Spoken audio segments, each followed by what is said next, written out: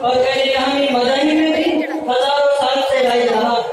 کچھ مذاہب میں تو یہ سلسلہ منقطع ہو چکا ہے، جبکہ اسلام سمیت کچھ مذاہب میں تاحال جاری گزاری ہے۔ یاد رہے سینکڑوں سال تک دنیا کے ناقابل رسائی جنگلات میں دوسرے مشرک قبائل، حتیٰ کہ آدم خور قبائل بھی اندیکھے دیوتاؤں کو خوش کرنے کے لیے قربانی دیتے آئے۔ بعض قبائل میں تو اس کے لیے انسان تک کی قربانی دی جاتی رہی۔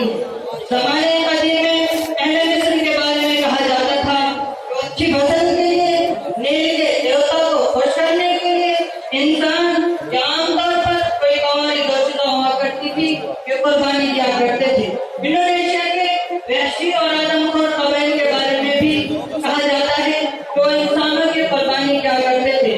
جنوبی امریکہ کے بہت سے جنگلی قبائل میں بھی اس عمل کے اشارے ملتے ہیں کہ وہ ایسا کیا کرتے تھے۔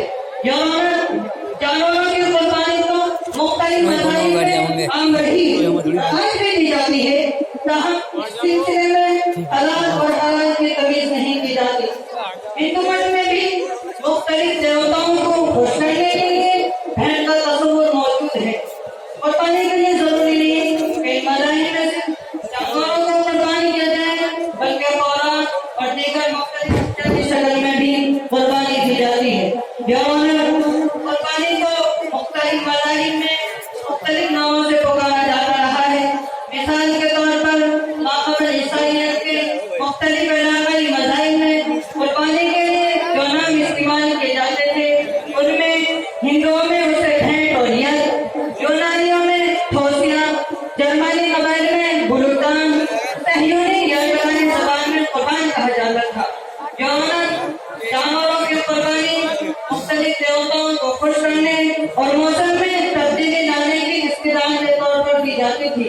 یہ قربانی لگ بھگ تمام مذاہب کے پیروکاروں، عبرانیوں، یونانیوں، رومنوں، قدیم مصریوں، ایسی کے ہاں دی جاتی رہی ہے۔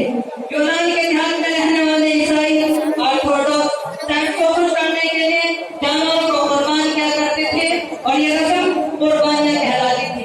اگرچہ دیگر لوگ اس رسم سے ناخوش تھے، تاہم اس سلسلے میں رواداری کا مظاہرہ کیا جاتا تھا۔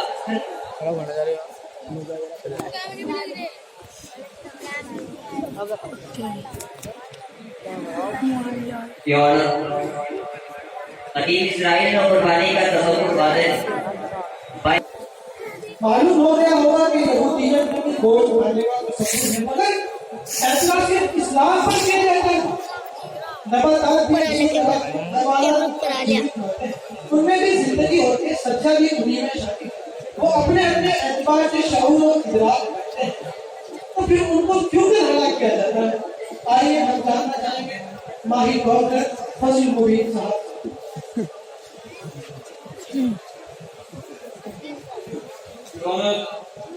آئیے اب ہم ہمدردی اور رحمت کے وجوہات معاملات کو بات کا تذکرہ کریں۔ آپ سب سے پہلے کہتے ہیں کہ ہر ایک زندگی مقدس ہے، کسی بھی جاندار مخلوق کو ہلاک نہیں کرنا چاہیے، اور یہ لوگ یہ بات محسوس کرنے میں ناکام رہتے ہیں۔ آج کل ایک عالم کی حقیقت ہے کہ پورے نباتاتی زندگی رکھتے ہیں، وہ بھی جاندار مخلوق کے شمرے میں آتے ہیں، لہٰذا ان کی دانش میں بڑی دلیل یہ ہے کسی بھی جاندار مخلوق کو ہلاک کرنا آج کل معاشی موارد دیکھنے کا قائل نہیں کہ یہ عبادت کی روح ہی ختم کر دیتی ہے، مگر منکرین حدیث، منکرین قربانی اور مذہب بیزار دہریہ مخالف ذہنیت کی تسلی کے لیے چند گزارشات اس عدالت میں پیش کی جاتی ہے۔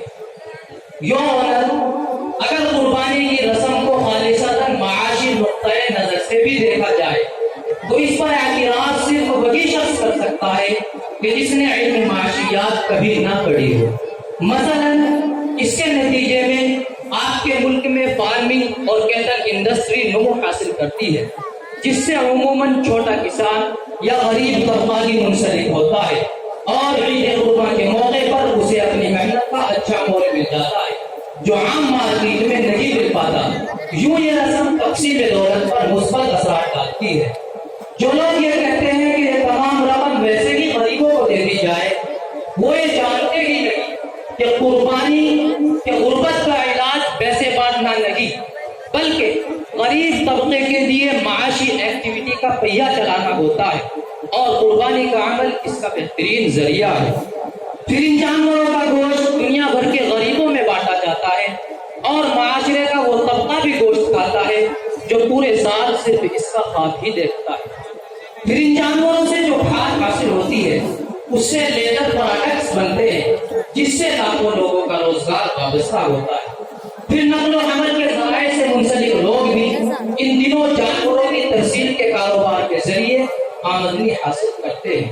الغرض عید قربان چند دنوں کے دوران اربوں روپے کے خاطر مگر بیکار سیونگ کو لکوڈ مادے میں تبدیل کر کے معاشی پہیہ تیز کرنے کا باعث بنتی ہے۔ جو لوگ ان میں معاشیات میں ملٹی پلائر کے تصور سے واقف ہیں کم از کم وہ تو عید قربان پر معاشی نقطۂ نگاہ سے لفظ کشائی کی جرأت نہیں کر سکتے، لیکن اس جدید ذہن کی حالت یہ ہے کہ اسے غریبوں کا خیال صرف عید قربان پر خرچ ہونے والی رقم کے وقت ہی آتا ہے جو کہ ہر لحاظ سے غریب دوست رسم ہے۔ البتہ اسے ان کھربوں روپے کا ضیاع دکھائی نہیں دیتا جو ہر روز امیر لوگ پنیروں اور برتنوں پر اڑا دیتے ہیں۔ ان کھربوں ڈالرز کے ضیاع پر یہ کبھی انگلی نہیں اٹھاتے جو یورپ اور امریکہ میں پیٹس کے کھلونے بنانے میں خرچ ہوتے ہیں۔ ان کھربوں ڈالرز کے ضیاع پر کسی کو تکلیف نہیں ہوتی جو ہر سال کاسمیٹکس انڈسٹری میں جھونک دیے جاتے ہیں اور جن کا مقصد اس کے سوا اور کچھ نہیں ہوتا کہ میں زیادہ دنوں تک جوان نظر آؤں۔ البتہ آپ اپنے علم کی دہور کیجیے کہ ٹریلین ڈالرز کے ان بیش قیمت ذرائع کے لیے بے دریغ ضیاع پر تو یہ ملحد کبھی اعتراض نہیں کریں گے جو اپنی نوعیت میں غریب کے جذبات کچل دینے والے اخراجات ہیں، مگر عید قربان کے موقع پر یہ غریب کے کچھ ایسے حمایتی بن جاتے ہیں گویا ان سے بڑا غریب پرور آج تک پیدا ہی نہیں ہوا۔ ان لوگوں کا اصل مسئلہ غریب پروری نہیں بلکہ مذہب دشمنی ہے جس کے لیے یہ کسی بھی موقع سے فائدہ اٹھانے سے نہیں چوکتے۔ تھینک معزز صاحب، اب میں یہ بات نہیں کرنا چاہتا اور دلائل پیش کرنا چاہتا ہوں۔